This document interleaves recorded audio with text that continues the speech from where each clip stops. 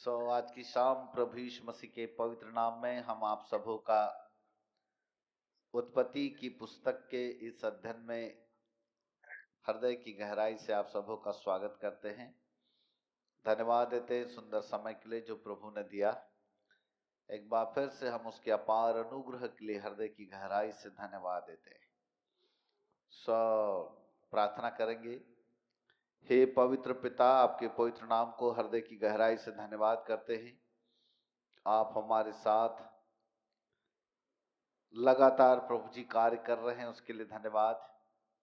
आज की शाम आपने हमको अद्भुत रूप से एकत्रित किया प्रभु, इसके लिए भी हृदय की गहराई से धन्यवाद करते हैं।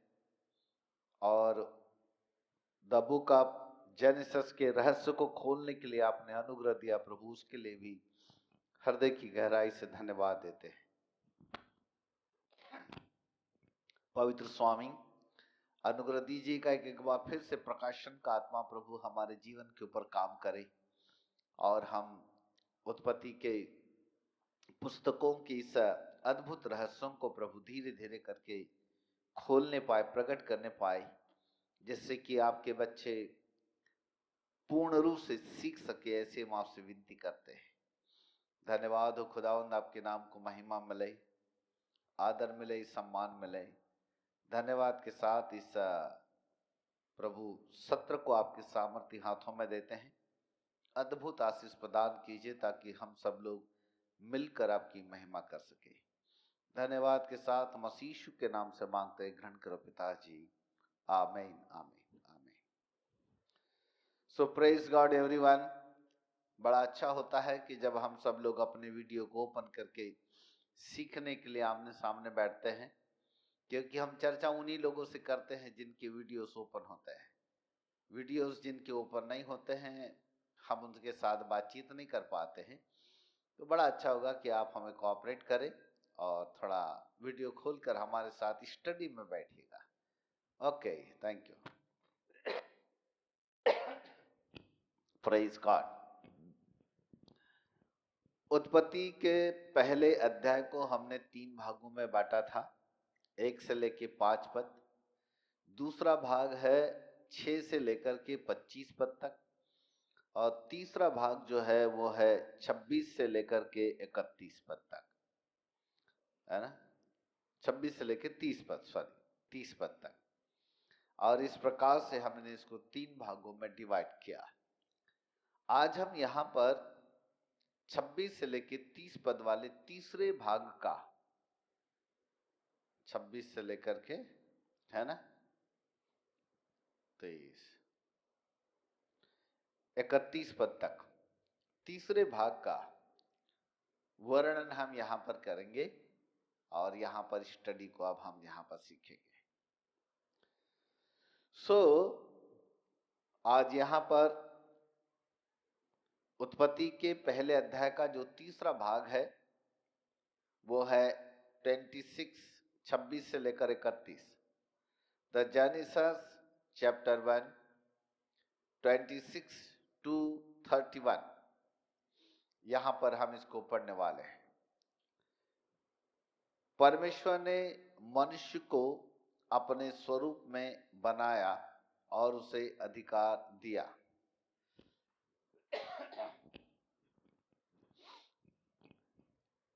परमेश्वर ने मनुष्य को अपने स्वरूप में बनाया और उसे अधिकार दिया। इस किताब के अंदर 3 घटनाएं अद्भुत है। नंबर 1, पहले लिख लीजिएगा, बाद में फिर हम आपके साथ बातचीत करेंगे। नंबर 1, मनुष्य की सृष्टि परमेश्वर के स्वरूप में।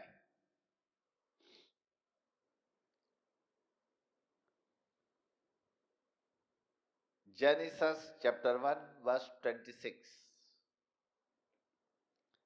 मनुष्य की सृष्टि परमेश्वर के स्वरूप में। Genesis chapter 1 verse 26।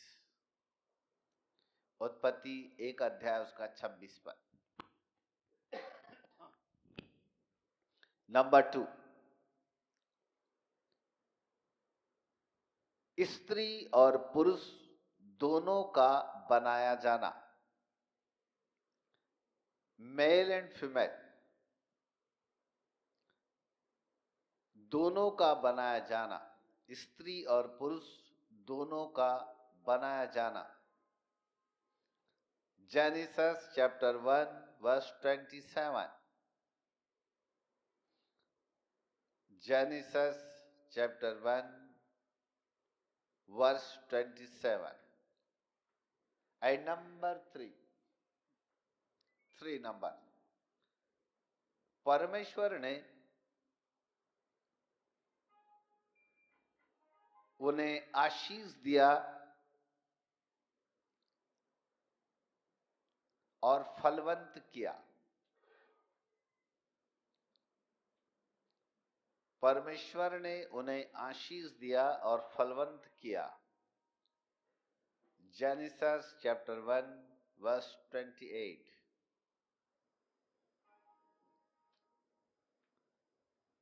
Right? Praise God.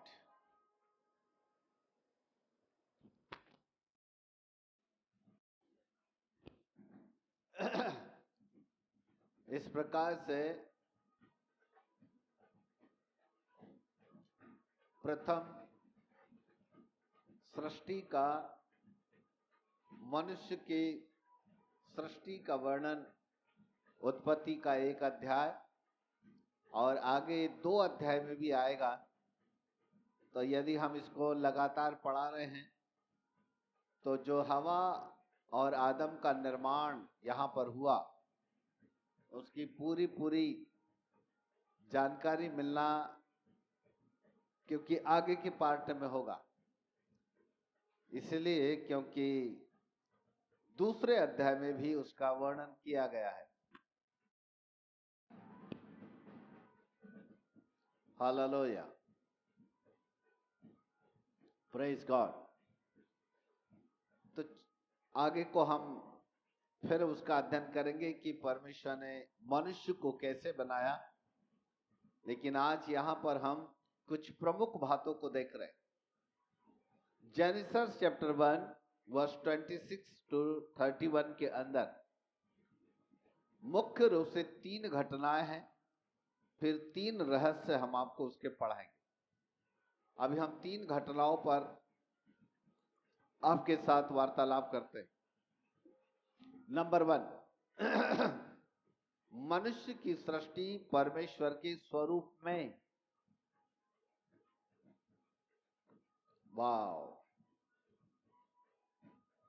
मनुष्य परमेश्वर की सबसे अनमोल सृष्टि है। परमेश्वर ने सब मनुष्यों को नहीं, सब जानवरों को, जितने भी जीवित प्राणी हैं उनको बोला और हो गया, अपने तरीके से उनको बनाया। लेकिन मनुष्य एक ऐसी विचित्र प्राणी है जो केवल परमेश्वर के स्वरूप में ही बनाया गया। मनुष्य साधारण प्राणी नहीं है, वह परमेश्वर का प्रतिनिधित्व करने वाले रूप में धरती पर आया।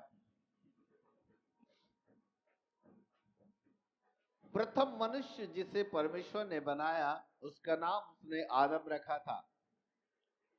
लेकिन फिर हम उत्पत्ति के दूसरे अध्याय के 7वें पद में हम जब पढ़ते हैं तो वहां पर उसकी रचना का वर्णन आता है कि यहोवा परमेश्वर ने आदम को भूमि की मिट्टी से रचा, उसके नथनों में जीवन का श्वास फूंक दिया और आदम जीवित प्राणी बन गया। 2:7 में उसका आगे का वर्णन आता है।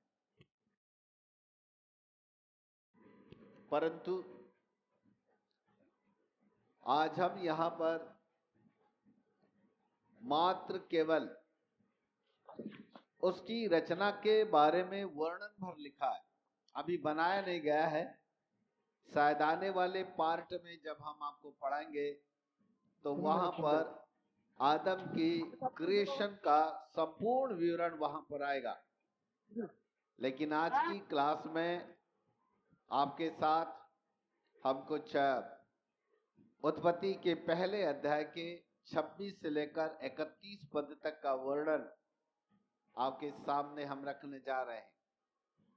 नंबर 1, मनुष्य की सृष्टि परमेश्वर के स्वरूप में। हम सब यानी मानवीय प्राणी परमेश्वर के स्वरूप में सृजे गए प्राणी हैं। हम सब लोग साधारण लोग नहीं हैं।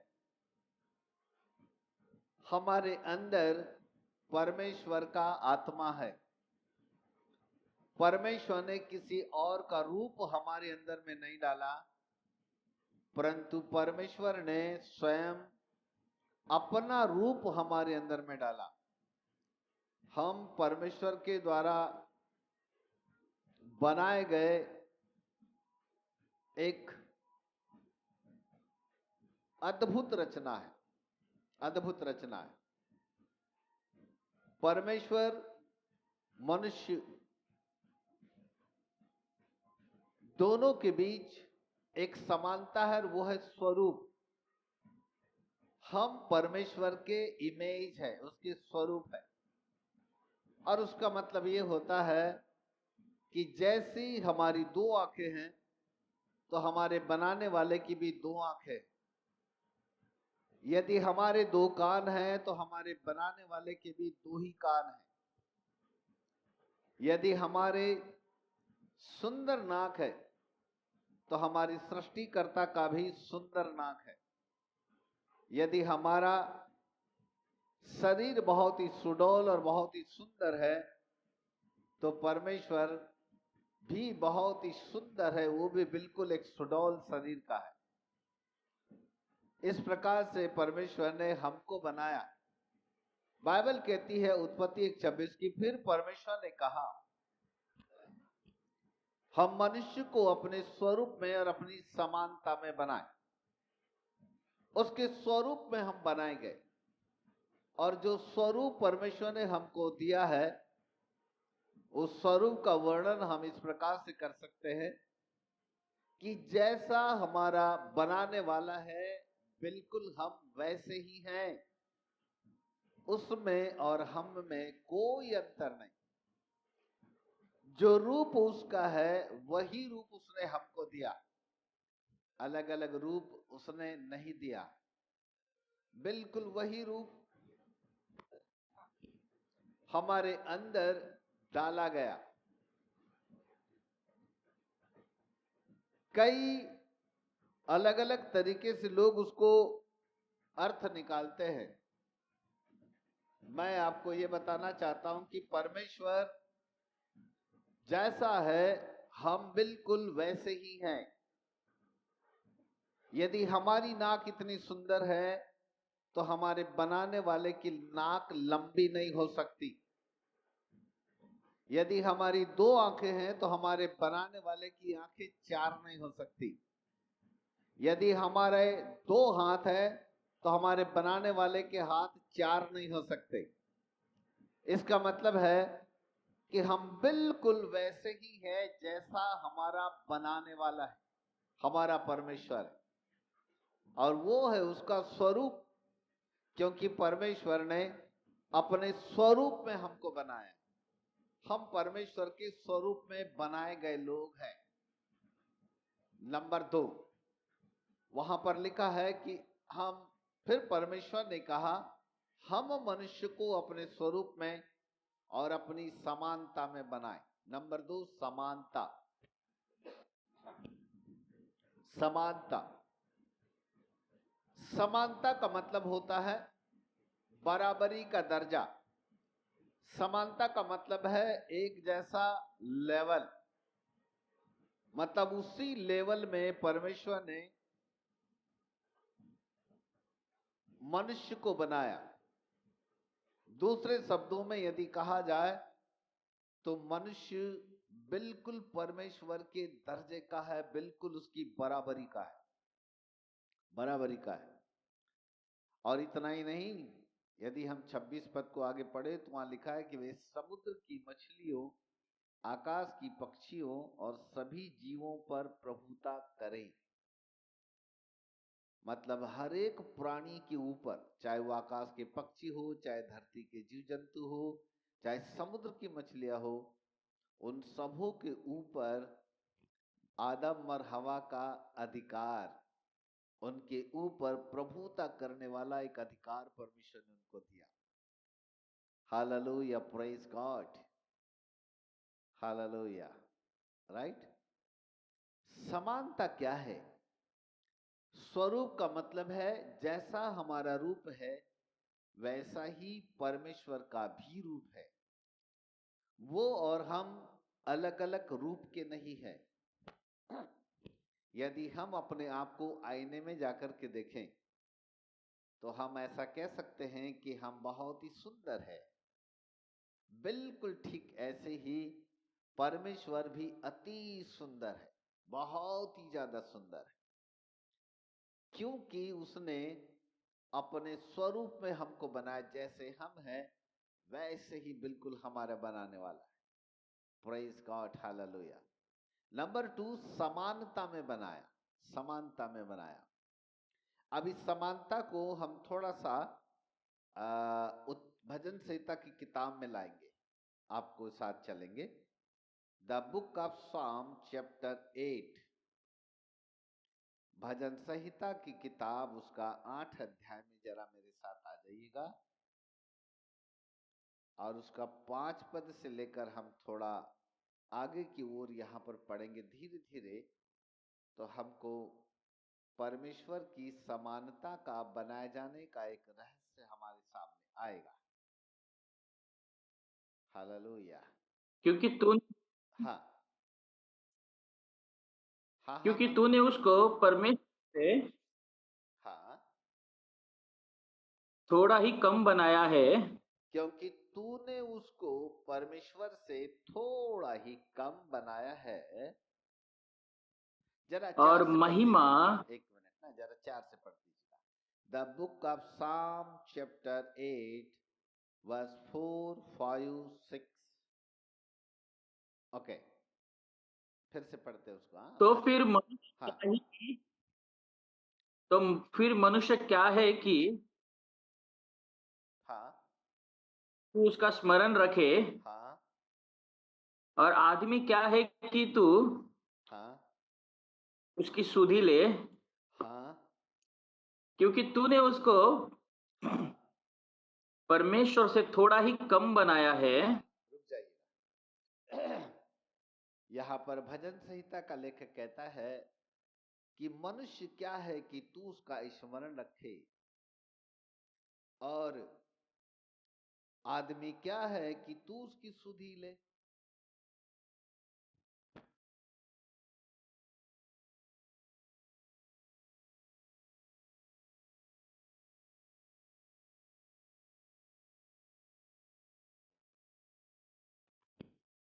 Just 1 minute. Praise God. तो फिर मनुष्य क्या है कि तू उसका स्मरण रखे, और आदमी क्या है कि तू उसकी सुधि ले, क्योंकि तूने उसको परमेश्वर से थोड़ा ही कम बनाया। वाह वाह। मनुष्य को परमेश्वर ने अपने स्वरूप में बनाया और अपनी समानता में बनाया।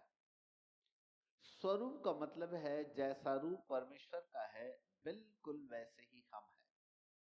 परंतु समानता में बनाए का मतलब है, अब यहां हम भजन संहिता 8वें अध्याय में वहां लिखा है कि मनुष्य को, यानी उसको तूने परमेश्वर से थोड़ा ही कम बनाया। वाह, यह है समानता, थोड़ा ही कम। अच्छा, थोड़ा ही कम बोलने से आगे क्या वर्णन है उसका जरा हम देखते हैं। तो वहां पर लिखा है, और महिमा और प्रताप का मुकुट उसके सिर पर रखा है। सिर के ऊपर महिमा और प्रताप का मुकुट उसके सिर पर रखा है। 6वां पद, और तूने उसके हाथों के कार्यों पर प्रभुता दी है, और तूने उसके पांव तले सब कुछ कर दिया है। वाह, ये था मनुष्य। जिसे परमेश्वर ने अपने स्वरूप और अपनी समानता में बनाया था, उस मनुष्य के विषय में लिखा है कि उसके सिर के ऊपर उसने महिमा और प्रताप का मुकुट रखा, उसके हाथों के कार्यों पर प्रभुता दी और सब कुछ उसके पांव के नीचे कर दिया गया, उसके पांव तले कर दिया गया, सब कुछ उसके पांव तले कर दिया गया। यह है समानता। समानता, हाँ, बड़े ध्यान से सुने इसको, हाँ, समझने की कोशिश कीजिए इसको। मनुष्य के सिर के ऊपर महिमा और प्रताप का मुकुट, जिस मनुष्य को परमेश्वर ने बनाया था, वो मनुष्य साधारण नहीं था, उसका नाम था आदम। ठीक है, वो कैसा था, किस लेवल का था, किस समानता का था? तो बाइबल कहती है कि उसके सिर पर महिमा और प्रताप का मुकुट था। जब वो चलता था तो परमेश्वर की महिमा उसके सिर से निकलती थी। एक ईश्वरीय महिमा थी, एक ईश्वरीय प्रताप था। और मुकुट एक चमकने वाला मुकुट था। जब वो चलता था, उसके हाथों के कार्यों पर प्रभुता थी, यानी जो कुछ आदम करे वह सफल हो, उसको कोई रोका नहीं जा सकता था, उसको कोई तोड़ नहीं सकता था, उसको कोई अलग नहीं कर सकता था। ऐसा था वो। Praise God. उसके हाथों के कार्यों पर एक अद्भुत प्रभुता थी। किसी भी प्रकार से वह कम नहीं था।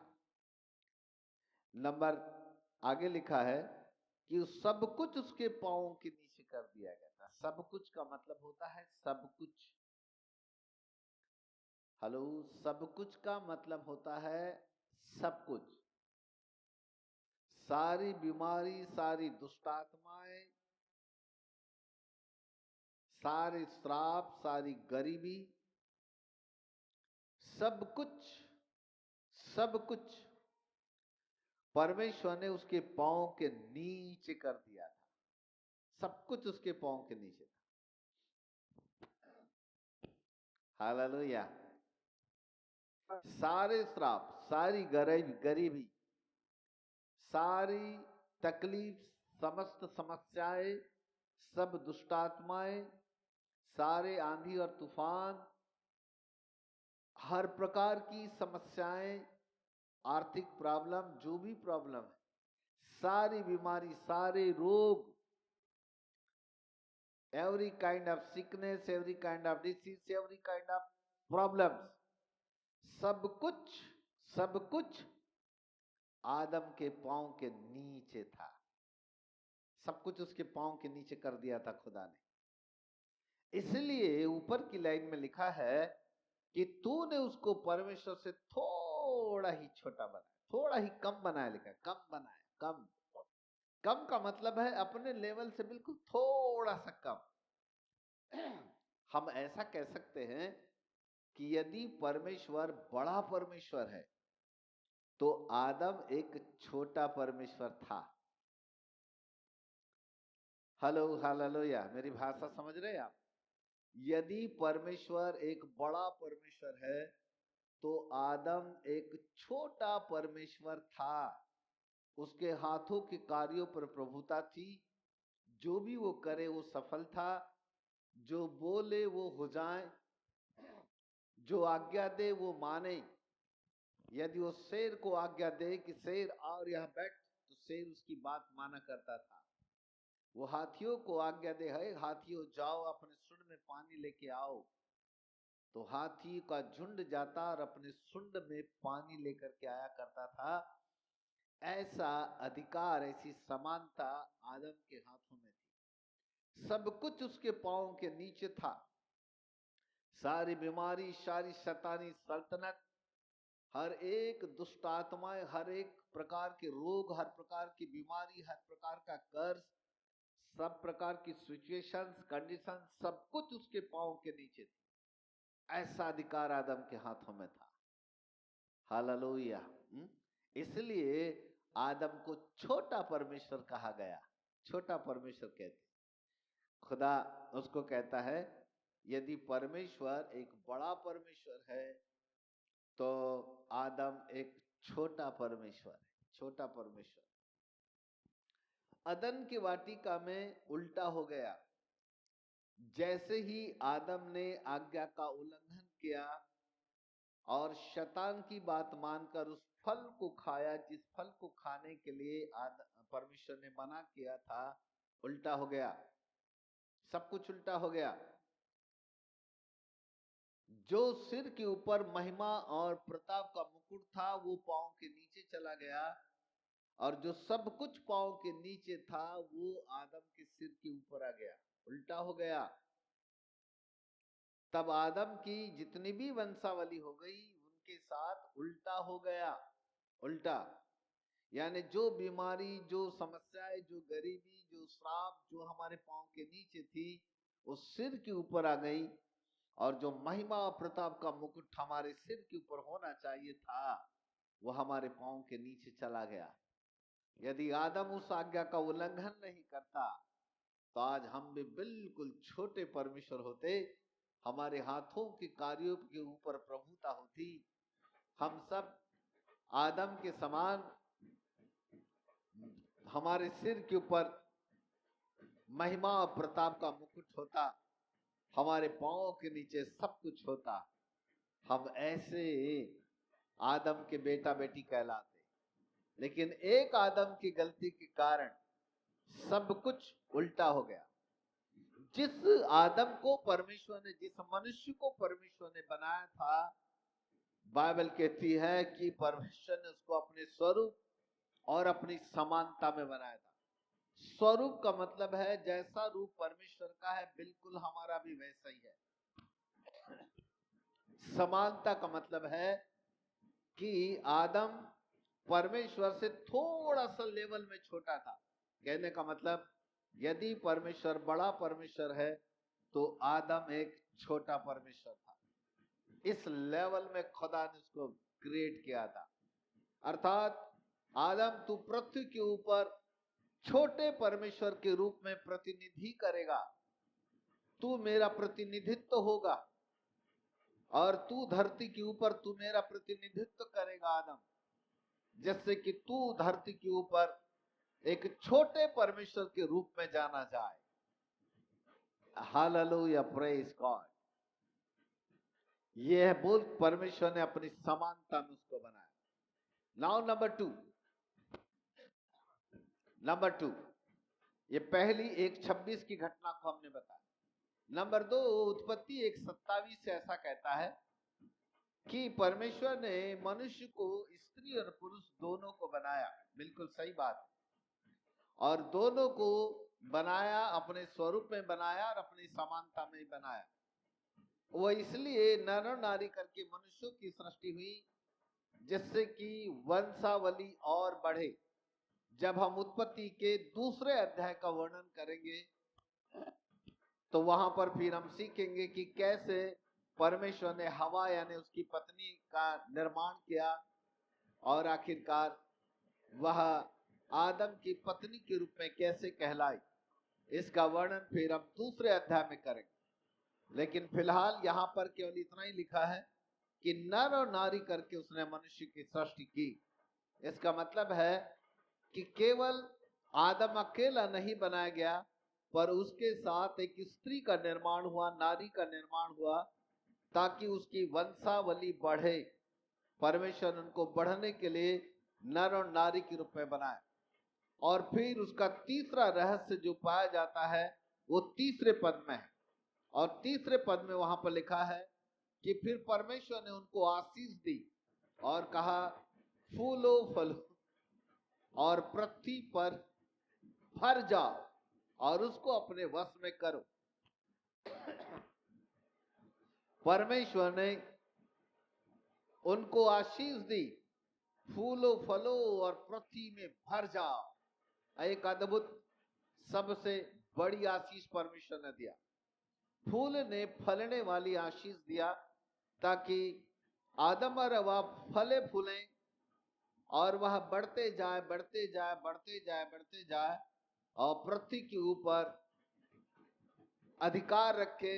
उन दोनों को अधिकार दिया कि जितने पृथ्वी की सृष्टि है उनके ऊपर तुम अधिकार रखो, उनको अपने वश में कर लो। और इस प्रकार से परमेश्वर ने उनको आशीष दी। Hallelujah, right. ये थी प्रमुख 3 घटनाएं। नंबर 1 26 पद, नंबर 2 27 पद और नंबर 3 28 पद। 26 पद स्वरूप और समानता में बनाया जाना, 27 पद स्त्री पुरुष दोनों का बनाया जाना और 28 पद में लिखा है उनको आशीष दिया ताकि वे फले फूले और वह पृथ्वी पर भर जाएं और वह बढ़ते चले बढ़ते चले। ये उनको आशीष दी। ये उत्पत्ति के पहले अध्याय के 26 और 31 पद की प्रमुख 3 घटनाएं थी। अब चलते हैं हम 3 रहस्य के ऊपर, लिख लीजिएगा। 3 रहस्य, 3 सीक्रेट। नंबर 1, मनुष्य एक जीवित प्राणी है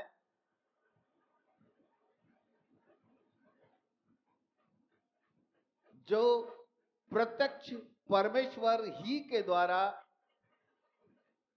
उसके स्वरूप और समानता में बनाया गया। मैं रिपीट करता हूं, मनुष्य एक ऐसा जीवित प्राणी है जो परमेश्वर के द्वारा उसके स्वरूप और समानता में बनाया गया। नंबर 2, दूसरा रहस्य, मनुष्य को नैतिकता, आत्मिकता और प्रभुता के गुण मिले।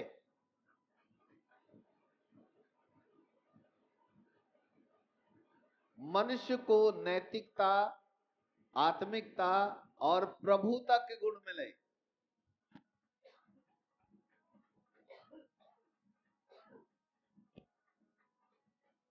Praise God. संसार के अंदर कैसे चलना चाहिए? नैतिक गुण, ना कोई किसी के ऊपर ना दोष लगाए, न वह अशुद्ध हो, इलीगल तरीके से चलने वाला गुण नहीं परंतु लीगल तरीके से चलने वाला गुण।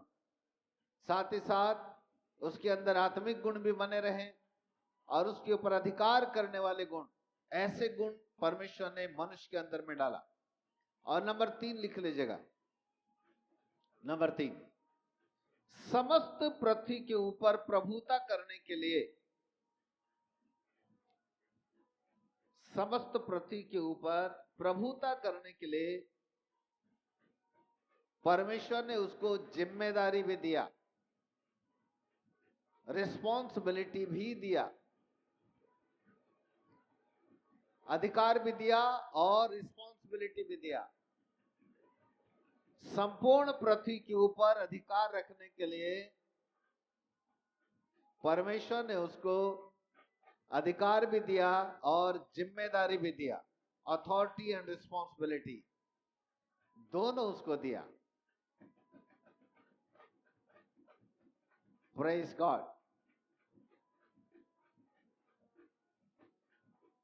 ये थे उसके 3 रहस्य। लास्ट में निष्कर्ष लिख लीजिएगा। निष्कर्ष यानी कैलकुलेशन।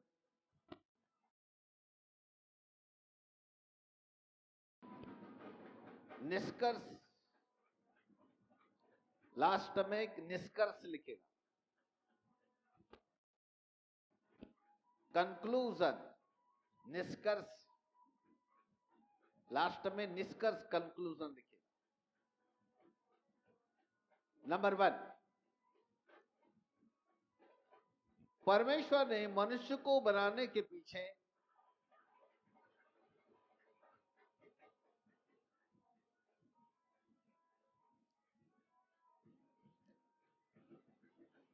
त्रिएकता का उपयोग किया,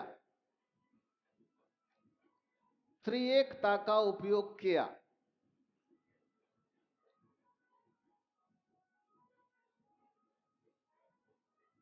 अब वो दूसरे अध्याय में जब आएगा तब हम आपको बताएंगे कि कैसी थी वो त्रिएकता मनुष्य के अंदर की, यानी वो आएगी सोल, स्पिरिट और बॉडी, उसका निर्माण वहां पर आएगा। तब हम बताएंगे कि सोल कैसे निर्माण हुआ, स्पिरिट का निर्माण कैसे हुआ, बॉडी का निर्माण कैसे हुआ। वो अब हम जब दूसरे अध्याय में जाएंगे तो वहां हम पढ़ेंगे। फिलहाल इसका निष्कर्ष यहां पर लिख लीजिए। नंबर 2,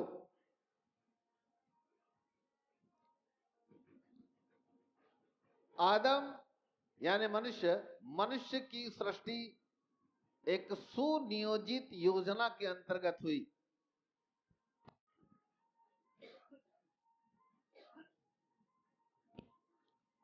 सुनियोजित योजना के अंतर्गत हुई।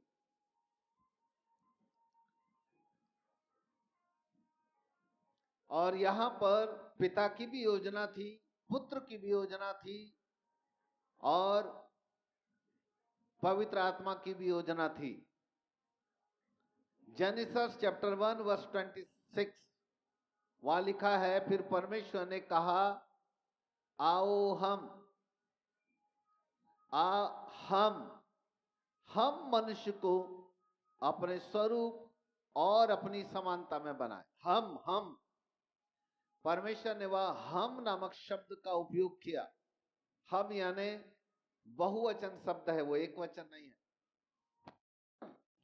इसका मतलब है कि पिता, पुत्र और पवित्र आत्मा की योजनाबद्ध तरीके से मनुष्य की सृष्टि हुई। और इसका तीसरा जो निष्कर्ष है उसको भी लिख लीजिए।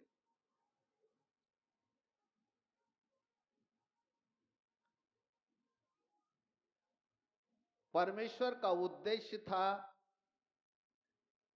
कि वह प्रेम, आत्मिकता और प्रभुता में जीवन व्यतीत करे। ईश्वरीय उद्देश्य था कि मनुष्य प्रेम, आत्मिकता और प्रभुता में जीवन व्यतीत करे।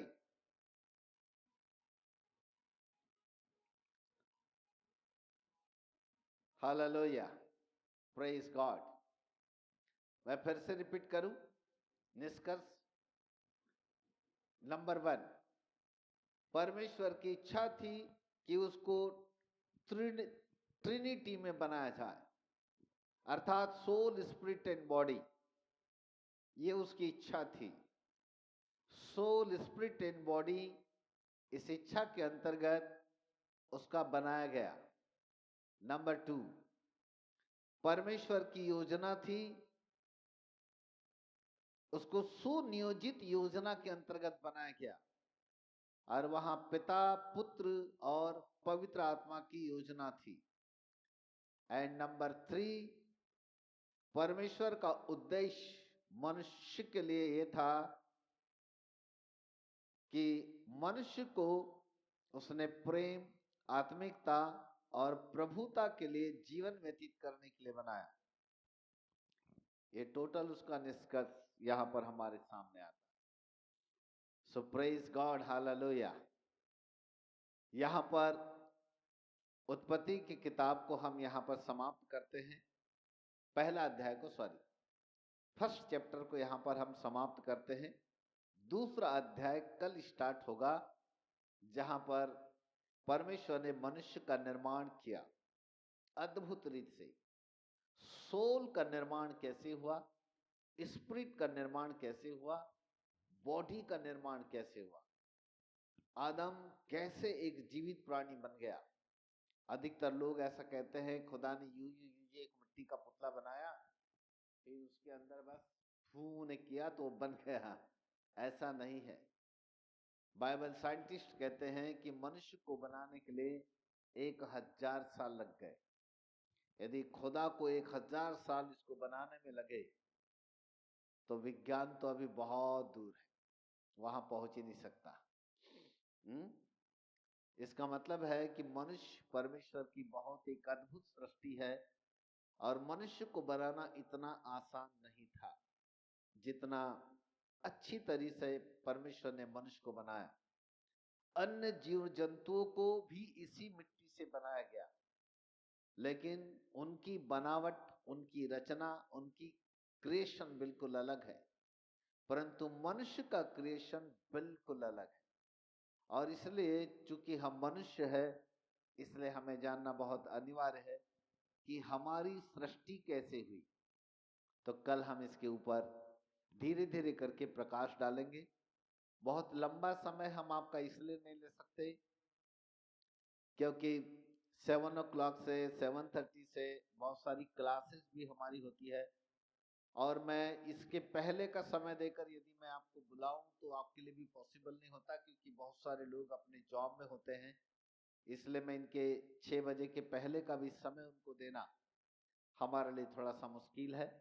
इसलिए हमने बीच का समय आपके लिए चुनाव किया 6 बजे का, ताकि आप हमारे साथ राइट टाइम 6 बजे जुड़ सके। बिल्कुल घड़ी के कांटे से राइट टाइम 6 o'clock यहाँ पर मैं अपने टीचिंग को स्टार्ट करता हूँ, और लगभग यही समय तक उसको बंद करने के लिए योजना बनाता हूँ, ताकि इतने समय तक उसको मैं बंद कर सकूं, क्योंकि मुझे और भी दूसरे क्लासेस होते हैं जिसको मुझे लेना पड़ता है।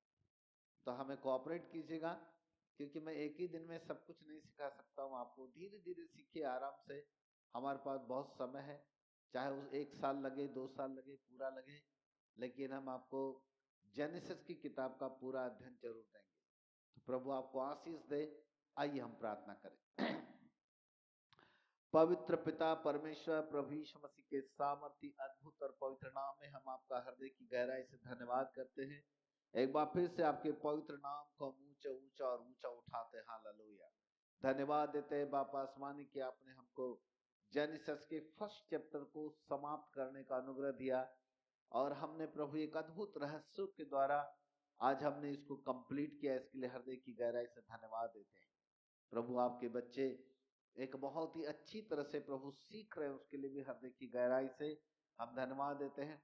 आने वाले समयों में ना केवल जेनेसिस वरन इसके अतिरिक्त तो बहुत सारी ऐसी किताबें हैं प्रभु, जिनका रहस्य हमें खोलना है, और उन किताबों को, बाइबल की अन्य किताबों को भी धीरे धीरे करके लोगों तक हमको प्रकट करना है। है स्वर्गीय पिता, आप हमारी सहायता कीजिएगा, ताकि हम लगातार प्रभु इन किताबों का अध्ययन करके उनके अंदर छिपे हुए रहस्यों को हम धीरे धीरे करके आपके लोगों तक हम बांट सकें। हृदय की गहराई से धन्यवाद देते हैं। मेरे मित्र पवित्र आत्मा, आपके लिए कोई भी काम कठिन नहीं है, आप हम इस्तेमाल करते उसके लिए धन्यवाद। लेकिन साथ ही साथ अपने बच्चों को भी आसमान खोल करके आशीष दीजिएगा। पिता परमेश्वर, हम प्रार्थना करते इन तमाम लोगों के जीवन के लिए, और इसी वक्त प्रभु आपकी सामर्थ को इनके जीवन के ऊपर रिलीज करते हैं। रदा नमारिया सखा नमा सखेरे तखाती खंद नखा तरी नमाती नत्रल रबारी दरादानम शखांदे खंद नखा तरी दे नथारण रबद नमाती यमद नमातिया। पवित्र पिता परमेश्वर, हर एक के जीवन के ऊपर आपकी सामर्थ काम करने पाए, एक नया अभिषेक को नासरत के यीशु मसीह के नाम से हम रिलीज करते हैं। और हर प्रकार की शैतानी ताकतें और प्रभु ये दुष्ट आत्मा की शक्तियां जो लोगों के जीवन के ऊपर अलग अलग प्रकार से अटैक करती है, यीशु मसीह के नाम से हम उनको ढा देते हैं। हर एक शैतानी ताकतों के विरोध में हम खड़े होते हैं और उन्हें हम नासरत के यीशु मसीह के नाम से नष्ट करते हैं। हालेलुया। मेरे मित्र पवित्र आत्मा, आपके नाम को धन्य धन्य धन्य कहते हैं। प्रभु, जो लोग इस वक्त यदि बीमार है तो हम प्रार्थना करते हैं राजा, उनकी बीमारी के ऊपर आपकी सामर्थ को हम प्रभु रिलीज करते हैं। और पहला पत्रस 2:24 के अनुसार हम कहते हैं, ऐ बीमारी तू इस शरीर के अंदर नहीं है, क्योंकि बीमारी यीशु मसीह के कोड़े खाए जाने के द्वारा तुम चंगे हो। यीशु मसीह के नाम से हर एक शरीर के ऊपर पाए जाने वाली बीमारियों को यीशु मसीह के कोड़े खाए जाने के द्वारा चंगाई की घोषणा करते हैं। हालेलुया। यीशु मसीह के नाम से चंगाई की घोषणा करते हैं। मेरे मित्र, पवित्र आत्मा आपका तेजस्वी प्रकाश आपके बच्चों के जीवन के ऊपर चमके और वे यीशु के कोड़े खाए जाने के द्वारा चंगे हो जाए। यीशु मसीह के नाम से चंगे हो जाए। जो लोग प्रभु फाइनेंस में प्रॉब्लम में हैं और प्रभु कहीं न कहीं प्रभु फाइनेंशियल स्तर के ऊपर पिता परमेश्वर दिक्कतों का सामना कर रहे हैं, यीशु मसीह नासरी के नाम से छुटकारे की घोषणा करते हैं। नासरत यीशु मसीह के नाम से उनके फाइनेंस के ऊपर प्रभु जी आपका तेजस्वी प्रकाश उतरे और यीशु मसीह के नाम से प्रभु फाइनेंस स्तर में बढ़ चले, उनकी इनकम बढ़े, उनका सोर्स इनकम बढ़े और स्वर्गीय भंडार से उनके खत्ते पूरे किए जाएं। पिता परमेश्वर जो पारिवारिक जीवन में परेशान है, यीशु मसीह नासरी के नाम से ठीक कर दिए जाएं और प्रभु उनका परिवार प्रेम, शांति और आनंद में चलने लगे। ऐसी मां से विनती करते हैं। मेरे मित्र, पवित्र आत्मा आपके नाम को धन्य धन्य धन्य कहते हैं। आपकी सामर्थ हर एक के जीवन के ऊपर कार्य करने लगे। बाबा आसमानी आपकी सामर्थ हम यीशु मसीह के नाम से हर एक के ऊपर रिलीज करते हैं प्रभु जी। और हर प्रकार की समस्या, हर प्रकार की बीमारी, हर प्रकार की रोग, हर प्रकार की गरीबी और श्राप को यीशु मसीह के नाम से खंडन करते हैं। हालेलुया। यीशु मसीह के नाम से नष्ट करते हैं। पवित्र पिता परमेश्वर आपका धन्यवाद और धन्यवाद करते हैं। आपकी अद्भुत साया प्रभु आपके बच्चों के ऊपर काम करने पाए। आसमान खोल करके आशीष दीजिएगा। धन्यवाद के साथ आदर सम्मान में मैं सब कुछ आपको देते हुए महिमावंत मसीह यीशु के नाम से मांगते ग्रहण करो पिताजी। आमीन, आमीन और आमीन। आमीन। बोलो यीशु प्रभु की जय। आप में से किसी के पास यदि कोई क्वेश्चन हो तो मुझसे पूछ सकते हैं।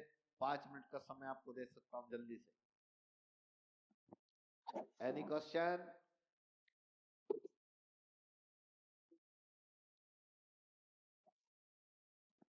इसके अंदर या बोलिए सर। आपने अभी बताया कि जेनेसिस 1:26 के 27 में है वो कि हाँ। नर और नारी करके मनुष्यों की सृष्टि की। तो जी। क्या ये नर नारी और आदम हवा एक ही है या अलग अलग है? क्वेश्चन बड़ा अच्छा है आपका। सबसे पहली बात की तो आपकी नजर वहां गई, इसके लिए बहुत बहुत धन्यवाद। लेकिन इसको यदि हम दूसरे प्रकार की ऐतिहासिक तौर पर पढ़ें,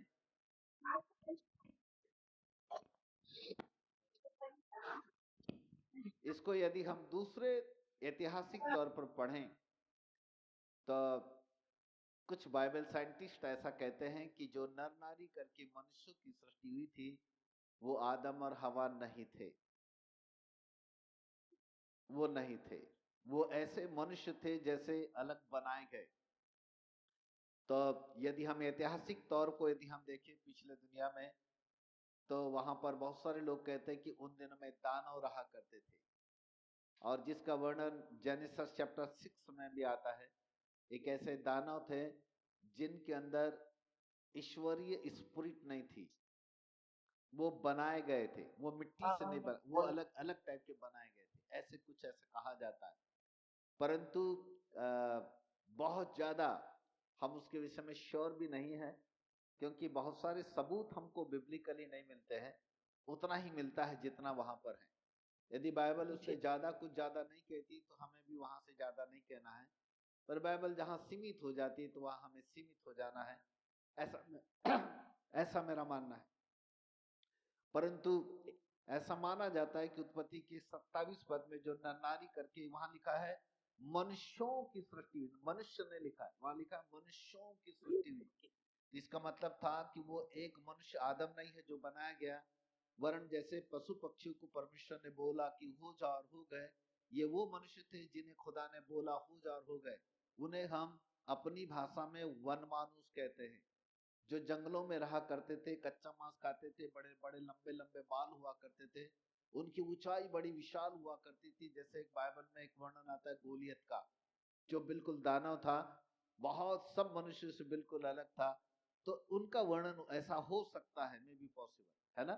तो अपन यहाँ पर ज्यादा ज्यादा बोलना ठीक नहीं है, इतना ही सीमित मैं यहाँ पर। मैं जानबूझकर उस रस को नहीं खोला क्योंकि मैं नहीं चाहता था कि लोगों के अंदर किसी प्रकार का कोई कंफ्यूजन आए।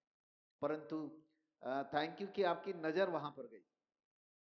जी। थैंक यू, तो थैंक यू। और एक क्वेश्चन है कि जैसे उस समय नर यानी आदम को पहले बनाया गया और बाद में नारी को बनाया गया, हाँ, तो क्या ये जो पहले 27 में जो दिया है, तो क्या उनके अंदर आत्मा और प्राण थे, या न, फिर ये न, सिर्फ एक उनकी that means maybe the God was only thinking about them and has not created them.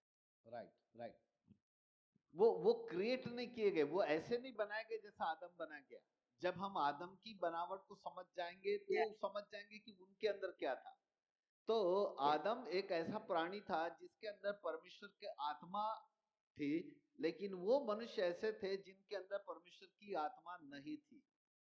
मनुष्य ही एक ऐसा प्राणी है जिनके अंदर ईश्वरीय स्पिरिट पाई जाती है, पर बाकी जो जितने भी पशु पक्षी हैं, जो अलग मनुष्य की सृष्टि की बात कर रहे हैं, उनके अंदर स्पिरिट नहीं थी।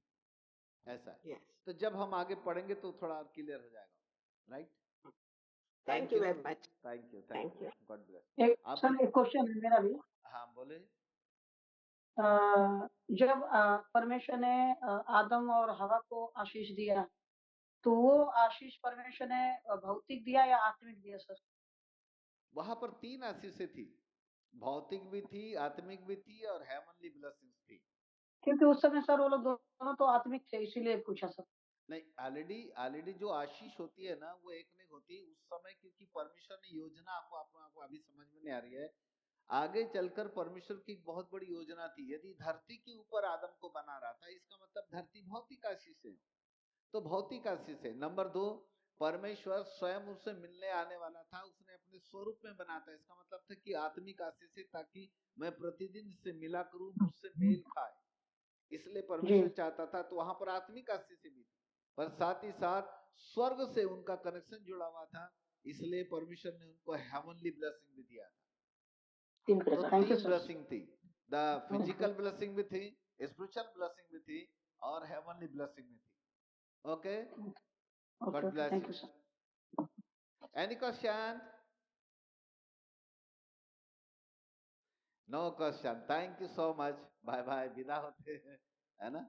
बहुत बहुत धन्यवाद आप सबके समय के लिए।